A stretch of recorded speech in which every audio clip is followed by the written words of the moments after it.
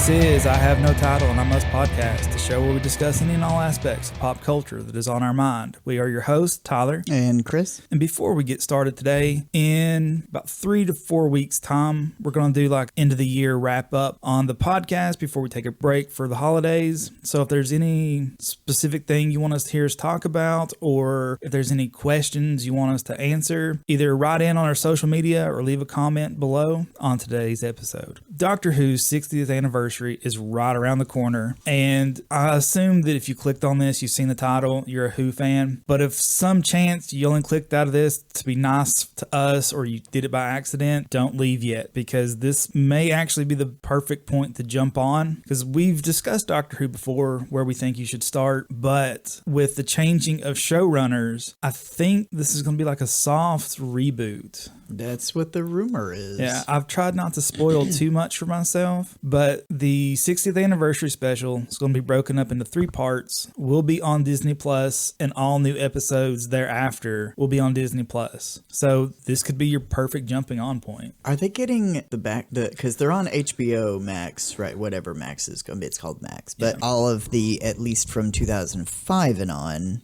are on there. I know that that's another funny story, is like the BBC's iPlayer, which I don't know much about because we don't live in England, but they couldn't get the first episode because there's controversy with the family and obtaining the rights and the copyrights. From the writer, I think, is the one who's holding them up. Again, I've not looked into too much because I want to go into this fresh. I don't want to spoil anything for me. Yeah, I've seen the trailers and I see headlines, but I try not to read any articles. But I don't think they're getting the backlog. At least not right away. So if you want to go back for Doctor Who, at least from the 2005 reboot, it looks like as for right now, Max is your go-to. But if you want to start now, because again, it's looking like it's going to be a soft reboot, starting with the special, which is at the end of November and then into December, will be on Disney Plus. So where are you in your rewatch? In my rewatch, The Magician's Apprentice / that next episode, which is familiar, I think, the Davros episode, the one where, minor spoiler alert for the middle of that episode, the Doctor rips Davros out of his chair, and that's the most horrific thing I think I've seen on television. It's off screen, but still seeing Davros like wiggling around on the floor. And that's the Capaldi era? I think Capaldi gave David Tennant a run for his money, becoming my favorite Doctor. They are neck and neck for me. Yeah. He was so dark. The writing could have been better for him. I think that's not on him though. Yeah. He shines through that, and he evolves with the character through the storyline. There's an evolution. There's a weird evolution of Capaldi's Doctor, but that's neither here nor there right now. That's where I'm at, and this year has been so eventful, busy, crazy hectic, and I'm still working a sometimes 1 o'clock to question mark job, sometimes 8 to 4 or 8 to question mark job. So it's hard for me to have established a plan for getting all these watched, though that was the goal. So you've not got anywhere into Chibnall's run? No. Just to be clear, my rewatch, when I was originally watching, I was consistent and I stayed up to date with all new Doctor Who until Capaldi's Regeneration, which I actually watched in a theater. I think it was just me and my girlfriend by ourselves on New Year's Day in a sleepy town that no one was awake in, and watched that, and it was really emotional for me. I just want to explain why I didn't go on, because it's gonna feel like, oh, was it because Jodie Whittaker took over, or Chibnall, or whatever, because you didn't give it a chance? A lot of it was emotionally tied with my dad, because me and my dad watched Doctor Who together. We watched the entirety of the classic series, even the episodes that are lost that only have the audio. We listened to the audios like radio dramas with the images, because people have reconstructed them with just images. We watched what few were put together with animation at the time, although there have been more released since his death. And so he died in 2015. That was in before the end of Capaldi's run, and And when that ended, I didn't feel like going on at the time. So I left it at that, and I pretended that was the end of Doctor Who, for me at least. And I didn't even go back to it for a long time. I didn't even watch old episodes for a long time. I just left it at that. I have seen all of Capaldi. Right now I'm rewatching them and had intended to finish Jodie's run. I will say, I want this episode to be a celebration of Doctor Who going into this, but I think that means we got to celebrate the good with the bad. I won't go negative, and I won't go spoilers since you're not that far. I'm going to go neutral on this. But to me, with Chris Chibnall taking over Doctor Who for the Jodie Whittaker run is a prime example of great ideas, bad execution. Because there's so many times I'm like, oh, let down. And I don't blame any of the actors on this. I don't think that having a female doctor is bad. I don't think the actress they brought in was bad, because it's like, yeah, she hadn't ever watched Doctor Who. But to be fair, only David Tennant and Capaldi are the only doctors that had watched Doctor Who. But Chris Chibnall specifically told her, don't go back and watch any of them. Don't. So she was just going based on what they're telling her to do and the writing they gave her. Yeah, that I feel is always a mistake. Like with Matt, who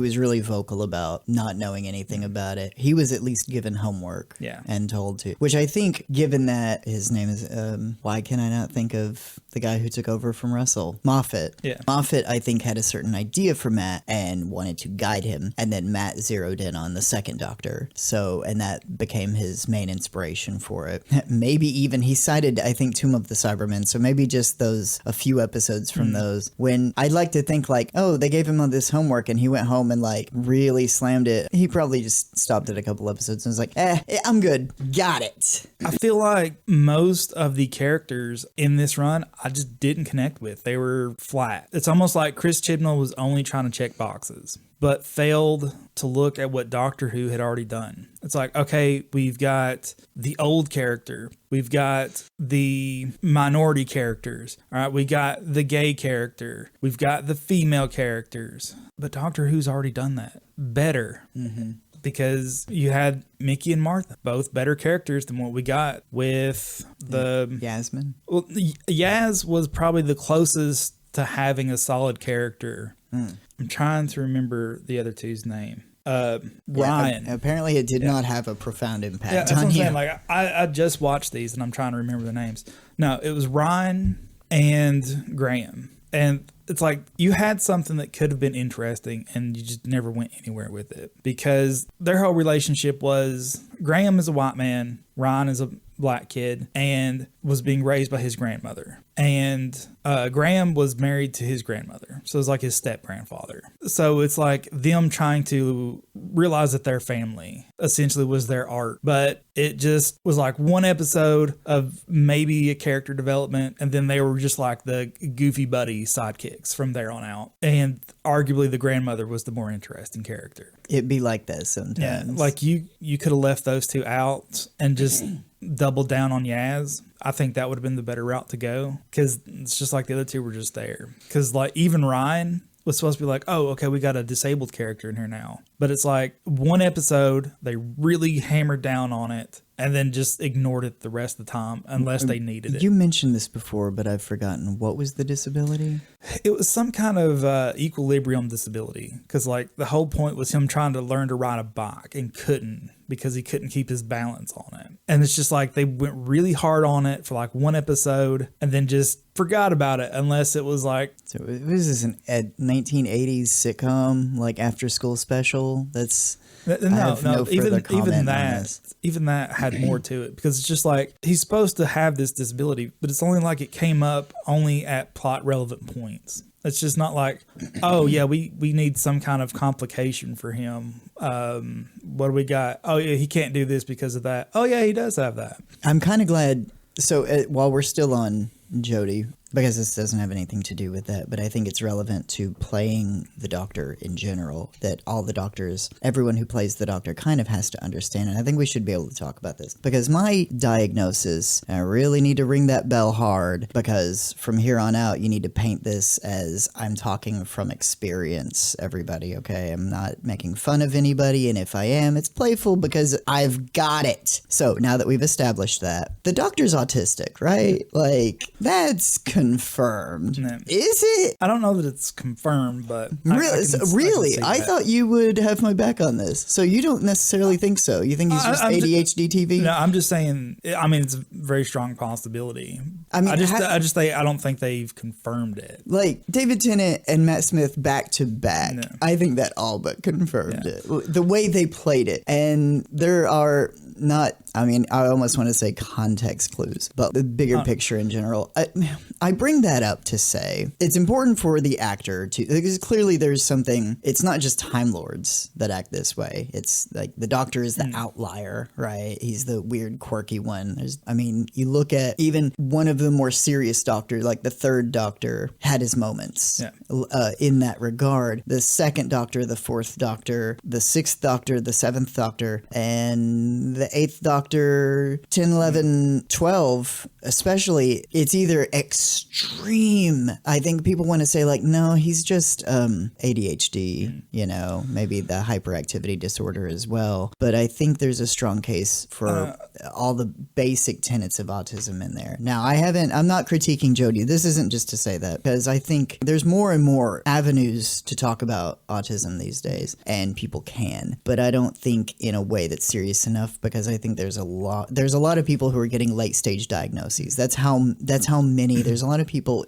in their 30s to 50s right now, and that just goes to show how many people slipped through the cracks in the 80s and 90s, and that we're discussing this. I think that would have been... I think it's also a great misunderstanding of what it actually is to be autistic. Obviously. People only think of the low functioning and not... Right. People who are so good at masking and blending that they've slipped through the cracks and were maybe mistaken for something else, and were just largely ignored and had to endure one way or another a lot of negativity in some capacity or another without the help they could have had or needed. You know, that's something I never thought about, but it could be a very good point, because it's like I was saying earlier, Doctor Who's always been fairly progressive, I think. Oh, for sure. But with Chibnall, I feel like he was only checking boxes, but he didn't even check this box, because it's like, oh yeah, you have the gay character. Well, we've already had two during Moffett and Russell's run. They were interesting characters. Mm-hmm. You've already had the old character during Russell's run, and more interesting character. You've already had the minority character, except they were interesting characters. So yeah, he could have leaned into this, but with this, I just feel like he was trying to be progressive, but didn't actually put substance behind it. Yeah, to say like, and I'm not making fun of anybody. I mean, I've had balance issues. I have Meniere's disease, so I have vertigo issues from time to time, and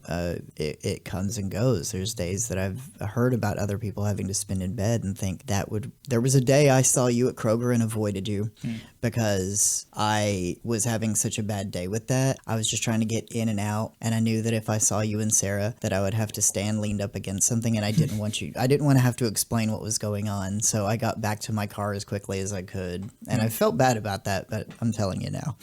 While that really sucks, it's like, do we need awareness about like vertigo and dizziness? Or it feels like a slap in the face to people with like legit disabilities. Yeah, that's what I was saying. It's more like, hey, we need to check this box, but I don't want to have to worry about it in the future. Like, unless I need to worry about it in the future. I had this disability. I hate like touching like lotion things. I don't like for my hands to feel oily. You might have autism. Oh, that gives us a great like doorway into talking about the Doctor. Instead, it's, guys, I have difficulty riding a bicycle. Well, guess what? You're not coming on the TARDIS. I don't know, but I think the biggest downside is the Doctor is arguably one of the most unique characters in all of fiction. Until they created Avatar, and everybody loved that. And then everybody forgot about Doctor Who and said, Aang is the greatest of all time. Except for M. Night Shyamalan, who said Aang was, but I digress.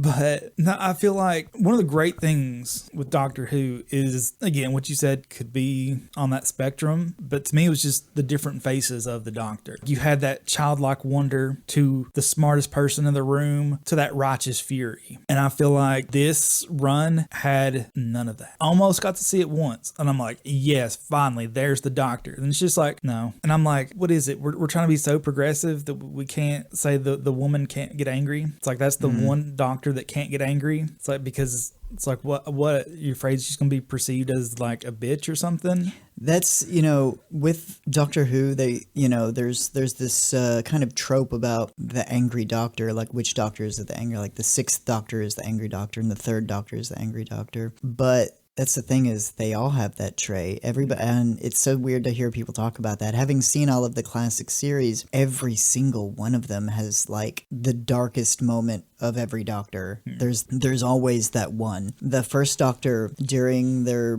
first storyline, almost bashes a guy's head in with a rock. The only reason he doesn't is because he got caught by Ian saying, "What are you doing, Doctor?" And he was like, "Oh, nothing, just trying to keep up." And so he doesn't do that. One time, the seventh Doctor tricked Davros into blowing up Skaro. Yep, he did that and laughed about it to his face. So, and then I think about the ninth Doctor like getting up in that Dalek's face saying like, "I watched it happen. I made it happen." Dark, man. Also, if you're listening, just know we go hard on this show because it's one of our favorite things. We can do that. We love this show. So on its weak points, we critique hard because we love it so much, because at the high points, this show makes you feel like no other show really can or does. It has the expanse to do that. Honestly, with some other critiques that I've seen, I'm not going hard. Yeah, I'm going with rational. There's some things out there. I won't name the channels, but I have watched a few critiques that, man, they make Trump seem like a liberal, is all I'm saying. But there's so much they could have done with this. It's just they get you right to that point of being like, oh, is this going to be cool? No. And like, there's some other storylines, won't spoil it. I feel like there could be easy write-offs to explain it away. I mean, they might be cop-outs, but I see an easy path to go about it. But we'll see what Russell does with it. Russell, everyone's favorite Doctor Who writer, it seems, coming back. The former favorite writer was Stephen Moffett. Whilst writing for Russell, wrote his best stories then, clearly needing guidance or... I don't know. I mean, I don't know if they actually had arguments. I'd like to think that they did, and that led to better stories or the compromisation. And not all compromise is bad. Sometimes you have to check yourself. There's a kill your darlings, Not every song on your EP is a next #1 hit. You think all of these songs are great. Some of the songs are filler, and that's okay. Queen had filler songs. David Bowie had filler songs. They're not all American Pie. That's just the way it is. And when Russell came back, he started the show, and he made a conscious decision to not have overarching storylines. This is his biggest weakness, I think. It was episode to episode, and there would be Easter eggs and things to tie the seasons together, but not in an overt story or plot-driven way that we keep coming back to. I mean, when you go back and rewatch it, it's an Easter eggy kind of thing. When Moffett took over, he did big story, like season-long storylines that they would get back to that would get bigger and bigger. He stopped doing 2-part episodes at some point, or at least 2-part finales, whereas Russell ended season 4 with like season 3 and season 4 with 3-part finales. Epic. Doctor Who deserves to be epic. Big, grandiose stories that it seems like the universe is on the line. And when you end a season with like a single episode, that like the episode prior is James Corden fighting a Cyberman mouse with his baby strapped to him, and then the next episode is a finale episode, it feels less than anticlimactic. Yeah. So I love the way that Moffat went for these bigger storyline things sometimes, and allowed, Matt Smith, arguably the goofiest, dumbest Doctor, to be like extremely dark sometimes. It was the range they wanted to go for. I both loved and hated it. Yeah. That's what Doctor Who can do to you. I'll tell you one thing that Chibnall did get right, in my opinion, is whoever was doing the music for his run nailed it. Really? Yes. That was one thing I was really concerned with, because Murray Gold, who did the music, was brought back, and I can't remember when he left. Because all the Doctor Who intros, at least since the reboot, I'm not sure on the originals, is more like a riff on the same thing. Yeah. I really enjoyed this take on the theme. It just hits harder, I think. That could just be my personal preferences, but I never skip that intro. Oh, never skip it with any of them ever. But even if I watch it day after day. Now, one thing I will say during Moffett's run, like the one thing that you need at the end of every episode is that sting, that bow, that actually begins the episode right before the theme music. It's got to be hard hitting. It's got to be like that classic. Don't change it. Don't change it at all. Just have it lead into the intro, lead into the outro. During Moffett's run, and this might not be on Moffett. This might be a BBC thing or an executive producer thing. And I actually think it probably is, because they started going directly into the preview for next week. And this even is on the DVDs, and I think what's viewable online, because that's just the way it was presented. So it goes directly into that without that sting noise, and then goes into it. Sometimes it's just missing altogether, and then we'll go into like da-da-da, da-da-da. That's what I like about this. The sting on this is almost like a dubstep drop.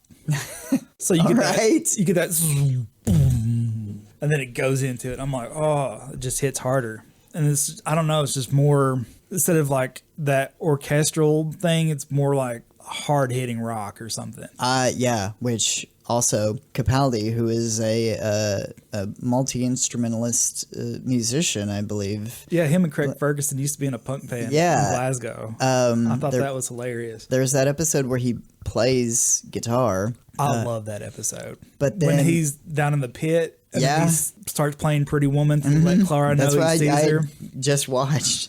I love that episode. But then there's that intro where he talks about Beethoven and is just, plugs in his guitar and plays it. And that's, I believe, him playing over top of the theme after that. That should have just been the standard theme that they used throughout the rest of his run. The theme. Yeah. So there's a rumor that there won't be any one theme, that the theme could be different every episode. I don't know if that's confirmed. I read something from either Murray Gold or Russell implying that, but I don't know what they meant by that, if it was the actual theme. Because they've unveiled a live version of it, which can never compare to like a recorded version of it, because the theme is going to have electronic elements and it just doesn't translate live well. I mean, not to say that it's not as emotionally impactful or what have you, like live music. I just saw the Louisville Symphony Orchestra play a new score on top of the silent film Nosferatu a few weeks ago, and that's amazing. But if you're listening to a live orchestral, it's not the same, you know. So while I have heard a snippet from that and it sounds good, I still just can't wait to have it full blast and hear the recorded version, which I do not want to hear it until that episode airs with the episode. Yeah. Still wondering how this is going to go. Because, again, with David coming back? Yeah. I've not looked at a lot of stuff, but there's certain story elements that I remember them talking about during Tennant's original run. And some of the characters they're bringing back, I'm like, how is that going to work? Because the whole reason the Donna Noble character left being the companion was for her safety. And it's looking like she's coming back. And so I'm just wondering how that's going to go. Yeah, I have no idea. I mean, I guess, I don't know. Well, we do know that Tennant is only going to be in these 3 episodes. Yeah. So that could be something cataclysmic that happens with her. Yeah. So what if, and I don't want to get into wild speculation, what if this doctor, because I have seen the Regeneration, I couldn't resist. Like when I saw that there was a Regeneration, I was like, new Regeneration scene. I knew that Jodie's final episodes were coming and I knew that she was leaving, and I watched this and I was like, what the f-?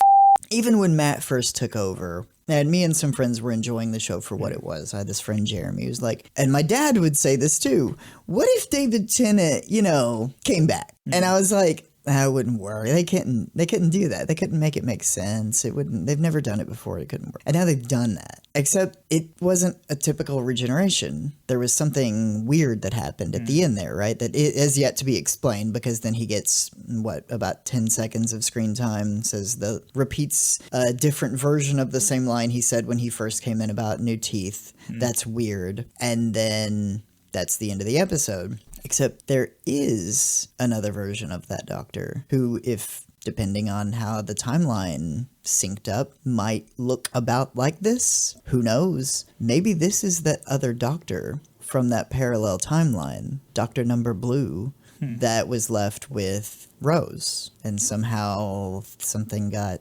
mixed up and he traded places with that doctor. And that Jodie does just regenerate into Ncuti Gatwa, and he's in that other timeline, maybe possibly with Rose. I don't know. Could be a fake out. There's a lot of leaked footage and photos, but a lot of it's just like nothing you can really get a spoiler from. Stuff, incidental scenes they filmed on streets and places. People can always get that, but the real meat is always in private with green screens and behind closed doors. So there's a lot of speculation as to whether or not this anniversary, as all anniversaries should of Doctor Who, be multi-doctor, and especially the big events, multi-doctor stories. So there's plenty of living doctors out there right now that could come back. I still hope for the day that we can see the 9th Doctor and the 10th Doctor on screen together, or the 9th Doctor and any other Doctor on screen together. Even Capaldi could come right back. He doesn't look that different. No. But I think it's money's on that. I think Jodie has said she doesn't want to. I think she probably faced a lot of backlash and doesn't want to deal with that anymore. I don't blame her. Yeah, I think this is very much like a Hayden Christensen situation. Yeah. It's like it's not her fault, but she's the one that gets the backlash for it. For sure. Yeah, just like with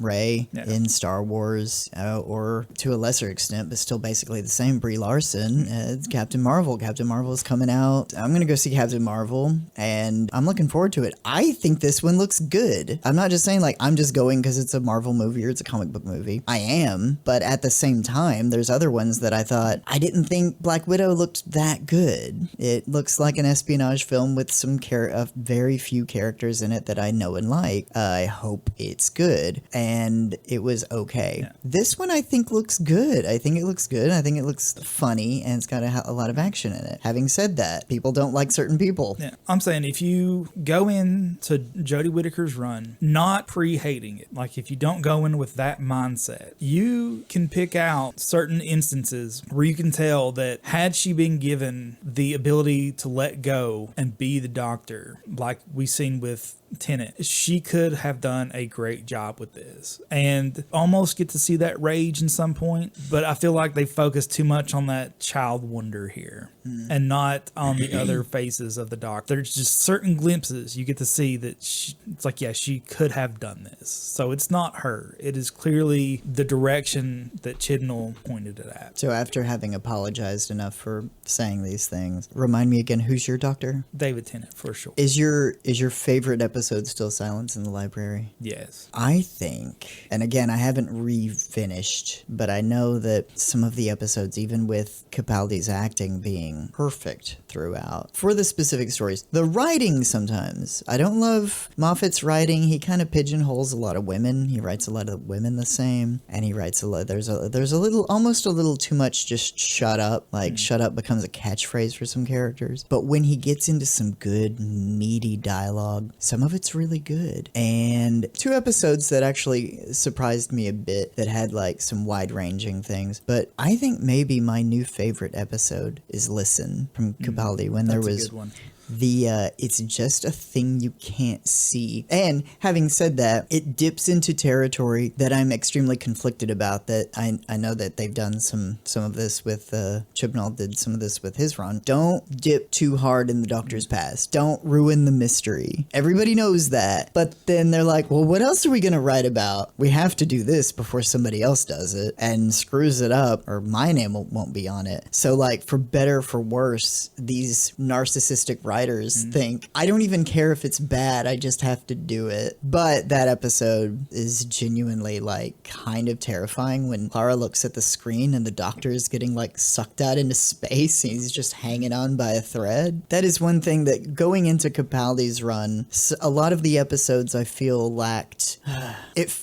Some of them felt directionless, which is okay because there's still a lot of emotional impact involved. It just felt like it went from thing to thing, and sometimes you're not even sure what's happening. Yeah, I think that was my biggest critique for Capaldi's run, is I loved the characters. I did not always love the stories they were in. There's a lot of hate for even Clara. Having said that, when Clara was first introduced, I really liked her, and went back, I was like, am I gonna still like her? Because I felt like Amy's whole shtick, I felt like she never grew, and this whole thing with like being mean to Rory and treating the doctor like they're secretly in a relationship, even though she acts like, I want to have sex with you, while simultaneously treating him like he's a 1,000-year-old god, got weird up until the end. And it wasn't really until that final episode that I really felt like Amy was really in love with Rory, even though she says so the whole way through. When they introduced Clara, I was like, this is actually a really good change of pace, and I really liked her. And then when I went back and rewatched it, I felt even better about it. And I was like, maybe everybody was wrong. And they built this interesting storyline about, leading up to her being scattered through all of the Doctor's lives, like in some kind of weird multiversal thing, but it wasn't a multiverse thing. It was in this one guy's life that she is in all these lives, and they don't really explain that, but it happens. And that was an excellent time to kill her. Following that storyline, there weren't too many more episodes after that until Matt left and they go into Baldy's run. It felt like she regenerated too. It felt like she was a bit different than she had been before. And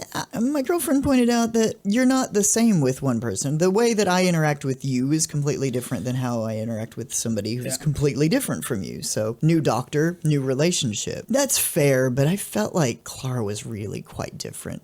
And that's okay. Well, but there keeps being good opportunities to let the character go, and they kept not doing it. I think they leaned in that little too hard with Bill after they did let Clara go. Yeah. Because they did some horrible things to that character. From what I remember about that character felt really uninspired. Yeah. It was going to be a punching bag. It felt to me like we know this is going to be the last season with Capaldi, and Moffett probably knew he was out the door also. So, but they'd already cut Clara out and they knew they had to have something. Yeah. So. And he probably already knew from private conversations Chibnall was going to start fresh, or whatever Chibnall's stories were going to be. Just like when Moffett took over, he was going to be starting fresh. So they couldn't end Tennant's run with a previous companion because Moffat already had ideas for what he wanted to do into that next season. He already had the season planned out. I'm sure Chibnall did too, since he was 15 years old, plotting to ruin Doctor Who. What are you going to do? And that leads back to Russell's runs being the most iconic and maybe good, solid, good episodes, because you don't have to think about the overarching story being bad. He also had a good run of companions, interesting relationships. What he really had working for him is that the show had not been on the air in so long. So there's nothing to compare it to. It could have easily been bad though. Yeah. But Billy Piper worked as Rose so well. And we also got to that was the first, and for a long time, the only character that had bridged one Doctor to another, which we would later see Clara do. But that's the thing. I guess it was easier to look at it with Rose because David Tennant was younger and better looking than Christopher Eccleston had been. No offense to Christopher Eccleston, but it's just, he knows. So she could be warmer to him. When Clara seems colder to Capaldi's colder Doctor, it feels unfair at times. And that's what leads me back to the autism thing too, is like, it's not easy to be that. If you are constantly feel at odds with everything, you need a good friend to help you through it, not somebody to just slap you in the face and be pissed at at you all the time. That's one issue that I had with their dynamic then. They had kind of done that before with Matt, though. But back to Russell's run, after Rose came Martha. Great, strong character, studying to be a doctor, not quite there yet. Incidental companions too, all the mothers, the friends and family, Mickey being one of the most dynamic characters in all of fiction yet again, goes from this scared kid who doesn't even want to go away on the TARDIS, asks to keep it a secret, to like as powerful a character as say Captain Jack, who can save the universe and stand side by side with the Doctor as a hero. And you got Donna, which is like the best foil to him because she's not the smartest, but she's calls him out on his bullshit. Yeah. Yeah, that's when we got the first like amount of, slapping, telling the Doctor to shut up. She didn't care. She was a bit older as an actress, a bit closer to age to him. We had more of that buddy dynamic. Yes. And they made jokes of the running gag is that either they're married or in a relationship or want to be in a relationship, which is funny to them and the audience because it ain't there. Yeah. It's not even really implied. It's not gonna happen. We know that. And then we get to build back up to Rose at the end of that season, which is even the saddest thing of all because he gets to send Rose off and lets her be happy with a version of him that isn't him. And who's your favorite companion of all? Of all? Yeah. I still think Rose is my top, but Donna and Clara are close there too. See, I think that Clara's story went on too long and they had so many, so we just watched that Christmas episode with the things that are on their face. It's like with Nick Frost playing Santa Claus, which sounds ridiculous, but it actually works in it. And he did that thing where you have like too many fake outs at the end that always pisses everybody off, even when it's not a fake out, like in Lord of the Rings, where there's just ending after ending after ending. Like this could have been an ending, but it wasn't. It keeps going. These were legit fake out endings. They keep waking up from dreams throughout the episode. And in the end, one last time, he goes to see Clara and she's old. It's like 60 years later and she's old. And there's this it's like a sweet little moment where he puts one of those paper crowns from a Christmas cracker on her head. And he can't see that she's old, which has been an ongoing joke that he keeps saying they look the same age throughout the season. And he puts the crown on her head and she says, "You really can't tell the difference." And when he removes his hand, it's the actress who's, yet again, the name escapes me. I don't know what's happened today. I'm exhausted. And then she's telling him about her life at the end of it. And and I wish that had been it. Yeah. And they'd started with a new companion there. And there's a few other episodes that they had excellent opportunities to kill her. Not that I dislike the actress. I just feel, or the character. I really liked both. And there was some really great moments even with her and Capaldi that I liked and disliked. But at a certain point, especially with a show like this, you can run out of ideas to do with a character. And I felt like they did, and it got redundant after a while, and they needed some new energy. Either they could have not killed Danny and brought him on and done something even, crazier than because they've had they had just had a couple with Amy and Rory, but this could have been a different dynamic to see it in a different lens because they'd only just met and were dating, not a married couple. Any number of things they could have done with him. They could have had Clara die instead of Danny and had Danny move on with the Doctor, and they had a really interesting dynamic. That would have been amazing to see them argue week after week, at least for a short time. There are a lot of missed opportunities there. I gotta tell you, I don't have a clear I know that it's pretty crazy and maybe kind of slightly open-ended with her ending, but I don't remember it clearly. So I am looking forward to getting to that and seeing it. It's like her send-off was, I think, similar to how they sent Donna off. I do really like Clara, and I liked the build-up for a lot of things, which also, okay, so with Trenzalore, they go to Trenzalore the first time, and the TARDIS is there, and it's all huge, right? It's all really big because it's dying, and it's getting as big as it is on the outside. And they go into the thing, and they see the Doctor's, energy, track through all of time and space. That's what he left instead of a body. And then the Great Intelligence goes into it to kill the Doctor in all of his timelines. And then Clara goes into it to rescue him and undo those things. Not well explained, but a really good emotional beat. And then they go back to Trinslore 2 episodes later. And that's where the Doctor is to make his final stand and is going to die and stays there for, I can't remember how, was it 400 years or even longer?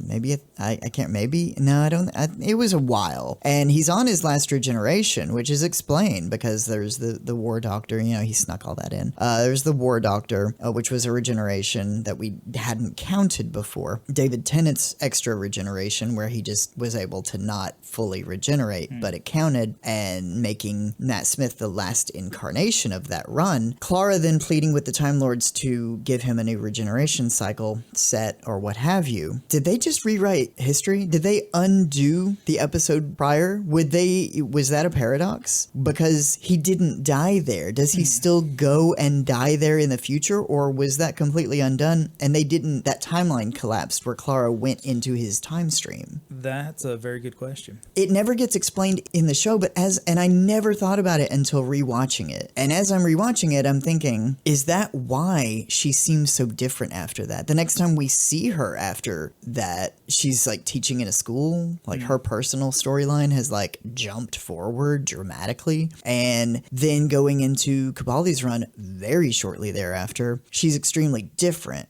And I wondered, did that affect I don't know. Possibility. I would like to know if somebody is listening to this who's as big a Doctor Who fan as I am and has analyzed this, I want to hear somebody, is this a known thing that I just missed out on? Is like, well, yeah, of course that's what happened. Like, or is it up for debate? Yeah. One thing I will say though that you pointed out with Clara is you didn't like necessarily how she treated the Doctor different. They actually call her out on this in that first episode. Yeah, Matt Smith. No, I'm talking about in Capaldi's first episode. No, that's what. Yeah. Well, that's what I'm saying is Matt. Well, what are you saying? What is it, Lady Vestra? Yeah. Yeah, she's like, yeah, you're doing these things. Yeah, and see, they had Matt Smith make that cameo in the first episode because he went and called somebody at the end of his other episode because she put the phone back in as she went into the TARDIS to find him. It kind of in a weird, they had to get that prosthetic off of him so that he could regenerate as Matt Smith. He kind of painted himself into a corner there writing wise. Moffat didn't want him to regenerate the way he was, so that he wrote that into the regeneration. Whatever. Anyway, he had called somebody because the phone was dangling. He called Clara into the future, like in his first day as the Capaldi Doctor, and told her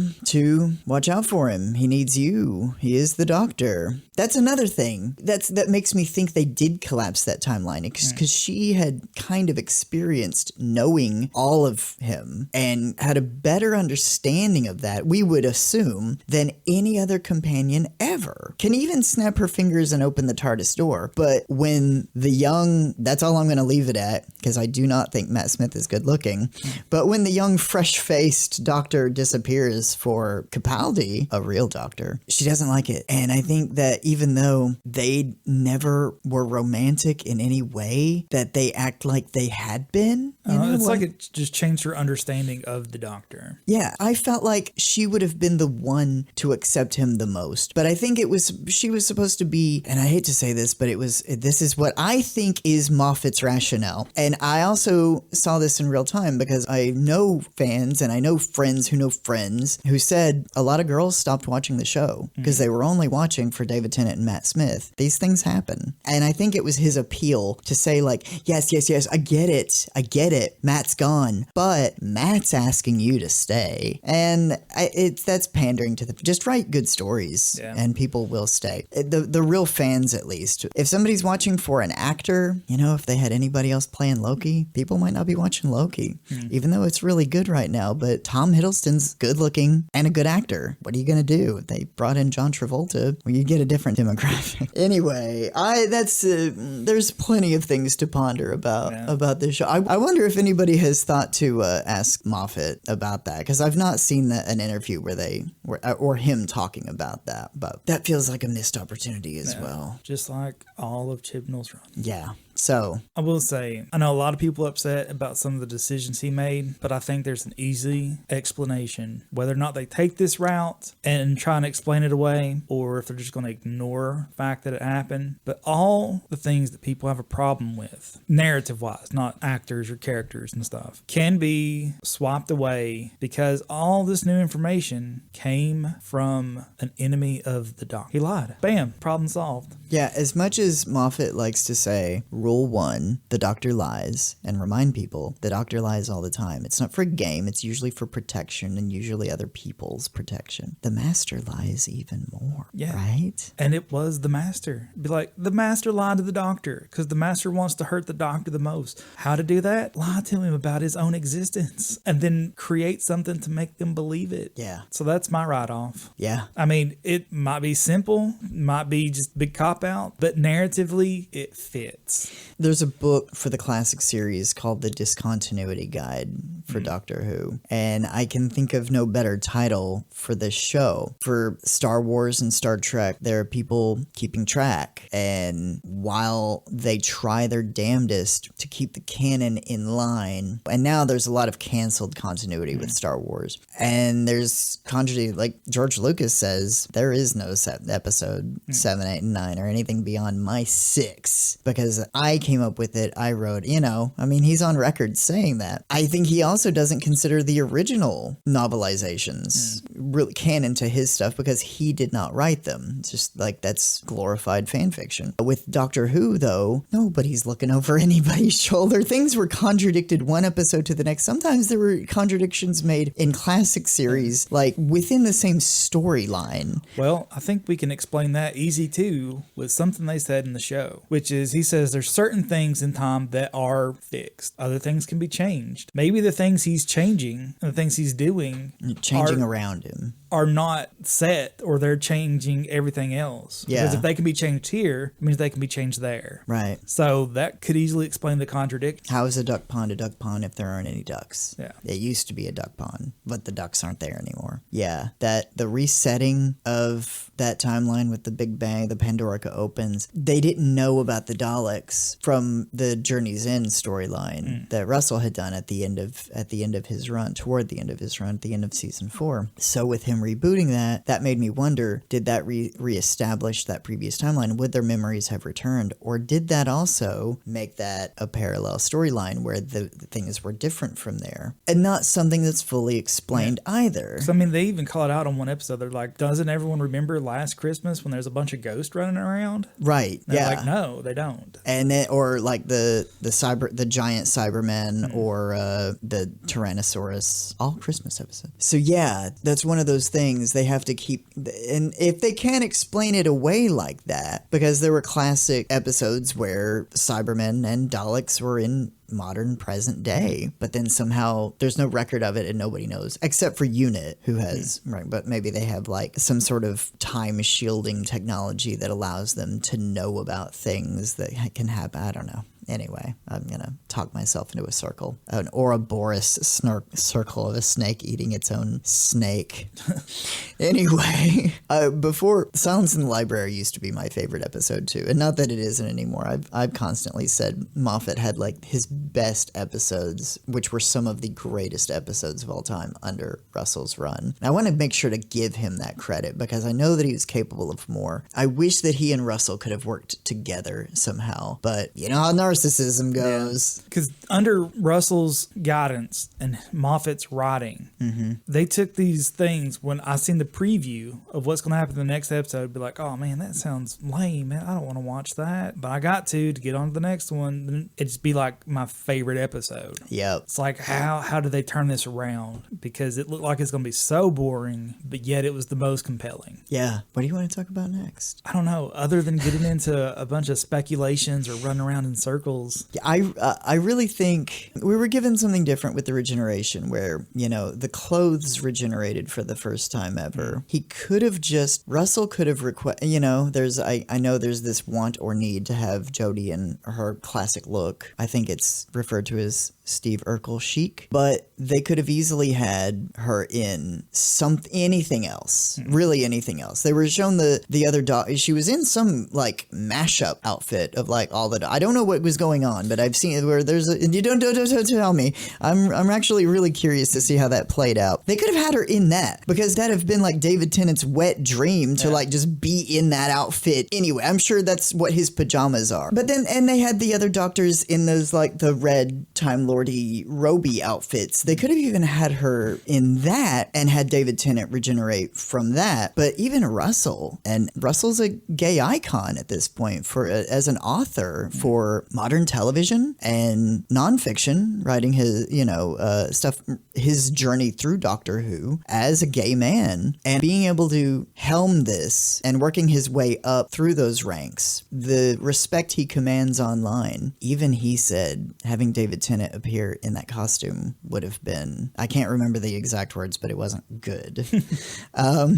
So I was like, okay, we're on the same page with that at least. So they did something different they've never done before, which maybe he'll make it make sense narratively, but he couldn't give it away. He just knew that he couldn't do that. The Doctor's wearing completely different clothes than we've ever seen him wear. Interesting. He also doesn't go out of his way to change back into his other clothes, older clothes that he would have worn. They've also told us this is unashamedly the 14th Doctor, though. Yeah. So maybe I'm wrong about it being Doctor from the other parallel timeline. Technically an offshoot. Technically the Meta-Crisis Doctor, whatever bullshit that means. Whatever. I hope that's explained to some degree. I don't know. Surely it will be. One thing, Shooty's got to shave the mustache. The mustache has got to go. It looks good on him. It's fine. I don't think the Doctor should have a mustache. That's just me. Imagine any other Doctor with a mustache. Go. Doesn't work. Ever. Not once. Except as a joke, maybe. Anyway. I think the real question is, when are we going to finally get our ginger Doctor? I was... who are your picks for a ginger Doctor? I don't know. I think that among the Harry Potter crew, Rupert Grint has done some of the best, like, indie film acting. I would like to have seen that. One pick that I had for the Doctor who is not ginger was, and his name escapes me, but he's the guy that played Q in the modern James Bond movies. Okay. He looked like a better version of Matt Smith. Like, he had this giant floppy hair and good looking, young. I do feel like they need to go for an older person now, but like Rupert Grint kind of looks ill all the time. Like, he's on his last legs. He's got sunken in eyes, bags, he's got this red hair. Well, I was going to say, I'll keep it in the Harry Potter and go Domhnall Gleeson. Yeah, I think that might be too dark. But I mean, honestly, I don't know how Rupert Grint would do it. I was campaigning for him until, Capaldi got it. And then I went back to thinking, we need an older Doctor, somebody who commands some respect. I think David Tennant is the perfect age. I wish David Tennant had come back to do more than what he's doing now, if they were going to make that work and make sense. And that also kind of legitimizes the fourth Doctor being a future incarnation of the Doctor again, when he says the line that might have actually set Russell up. I don't know if him and Moffett had a conversation with it, but Tom Baker having that line about revisiting some old faces, or the favorite ones, or maybe they're just happy little accident. They're Bob Ross in it. Yeah, it could very well be that, because I don't think these guys talk really unless they're forced to be in the same room with each other for money. Or this could be one of those Star Wars fans argument. Are you the original trilogy or new prequel trilogy? Which one's better? But it's just like, oh, well, we got the new trilogy. It's like, no, we're friends now. Those guys suck. Yeah, and that's, it's like you have your original 26-year run, the movie, and then 2005 and on, and now they're going to start over with episode 1. This is going to be, is it going to be really a soft reboot, or is it going to be that they're going to just kind of start fresh with Disney as a slight rebranding, even though the new logo is an old logo, just a little bit refreshed, but it's one of the classic design logos, so that makes me hopeful. Russell's paying homage to that. I think this is like almost a needed thing, because so many people were disappointed with the Chibnall run. Yeah. That that they need to somehow bring back the old audience and get the new on board without having to go back, 15 years? Yeah. So 18 at this point. Wow. Right? Yeah. 2 years away from a 20-year anniversary of that. Man, he needs to bury the hatchet with Christopher Eccleston. Yeah. That would be pretty awesome. They've gotten so many of the other doctors have come in. Let me ask you one, and then I'll shut up. But the few doctors have died. The classic series. There's been William Hartnell died very early on, very long time ago. Patrick Troughton even made an appearance in the Sixth Doctor's run with the two doctors. That was a terrible story and storyline, and they made terrible use of him, even though I think he had a lot of fun working with Colin Baker. And John Pertwee, who remained the Doctor in his personal life. He loved playing the Doctor so much, just like Tom Baker, that he was the Doctor forever, loved it, came up with lyrics and had to the Doctor Who theme song and did a little spoken word thing with the Doctor Who theme song. Look it up. That's real. It's out there. But they're no longer with us. And Tom Baker is getting really frail and on in years. But only one Doctor has been recast, which this guy's a great actor. The guy who played Filch in the Harry Potter series. He's a really great indie film actor for the BBC and it's so many films. He's always in the background somewhere or in the foreground doing something that's eye-catching.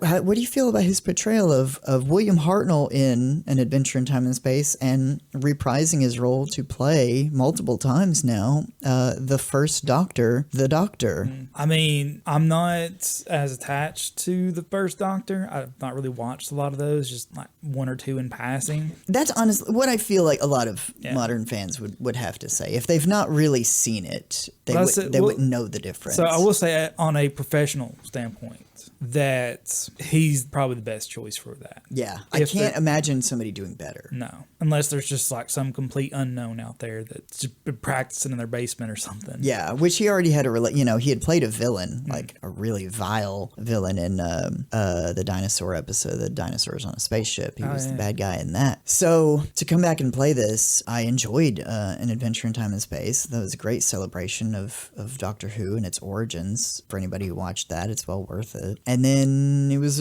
not as big of a shock. It was kind of weird, though, that it's kind of this meta wink, but Doctor Who's always been a little meta in its storytelling. William Hartnell completely broke the fourth wall, went straight into camera one year for a Christmas episode and wished everyone a Merry Christmas, just right at the end of the episode, and they've left it in. It wasn't like, and there's the credits. Hi, from William Hartnell here, Merry Christmas. No, it was, I'm the Doctor, and I'm wishing you a Merry Christmas. That's right, I can see you when you're sleeping. It's all real, and it's a show to have fun with, and that's why we go hard sometimes. That's what nerds love nothing more than, and we're not hating on anything. We're just objectively critiquing because we like to debate. We like to critique and debate and have fun with these things that we do also love. We love Star Wars too, and we go maybe sometimes easier on Star Wars. It's because it's, I like to leave it as a fun thing. And if you hate the thing that you love more than you love it, maybe do something else. Yeah. Give yourself a break. That's why I don't watch sports. Yeah. So I think we'll start to wrap this up. But before we do, I want to share a little Doctor Who memory of mine just to prove how much we do love it. This was actually from the 50th anniversary. So like 10 years ago, which is crazy to think that is how long ago this was. But they released a special comic also for the 50th anniversary. And to celebrate that, they had black and white prints of the cover image sent out to a bunch of different places as promotional things signed by the writer of the comic book. And I just happened to be right place, right time at Hastings when it was still around. And you could put your name in for a raffle to win one of these autographed pictures. And like the only thing was you had to be in the store when they drew. Yeah. And they had 2 copies of these signed images. And so I was waiting to see if I won. Pulled out the first name. Wasn't mine. I'm like, I really want this. It's like, I just want this. Last name they pulled out was mine. And it is still framed on my shelf right now. That's awesome. I think my girlfriend has a similar story because she entered a raffle at Hastings one time. And it was like nobody was there. It was like the middle of the day, like in the summer or something one year, and she just hung out and they kept pulling names until it was hers because nobody was there for it. So it was going to be her. She was there on the 50th with some of her friends. My dad was there in the theater. We went to go see it, and they had some more meta, not commentary, but actual just bonus material before it came out. There was Matt Smith and David Tennant talking directly to the audience, which, completely fourth wall breakery kind of things, but that's the kind of fun you can have with it. Just don't take it too seriously. And for anybody watching this, or going back and watching, that's on YouTube, where they're talking directly to the audience, and it's a bonus feature on the DVD where they tell the audience, the Zygons are going to be the classic villain they brought back. They're shapeshifters. So they tell the audience to look at each other through your special glasses, your lenses. And if one of the lenses is blacked out on the person you're sitting next to, that means they're a Zygon. The thing is with 3D glasses, the way they're polarized, it's one's one way and one's the other way. When you look into you can look in a mirror and you'll see the same thing. One is blacked out. And so that was the gag, is that everybody, if you looked at anybody wearing them, one of the eyes is going to be blacked out. And then he says, you're probably fine. But that was I just remember everyone seeing a bunch of heads swivel around everywhere and everyone starting to laugh because we had never done that or seen that or thought about it. But somebody figured that out, I assume Moffett, and wrote it in there. And that was a really funny moment. So anyway, yeah, a lot of fun. This show's brought people together. I think it still brings families together, and it can still spark debate. It's, however many times that this show can never really be killed. It will always be undead, because no matter what happens to it, no matter how much it lags, it'll always get brought back and will reach new heights and maybe new depths, but that just means it has to rise higher next time. Yeah, and I think that's a good place to end. If you've made it with us this far, thank you. I hope everyone's excited for the anniversary special as we are. And again, if there's any kind of questions you want us to answer or topics to talk about within the next 2 to 3 weeks, comment or leave us messages on our social media. And while we're at it, follow us on social media. We're on Facebook and Instagram. Leave a like, comment, subscribe to this video. Share it with your friends. Get the word out there. And until next time, see you.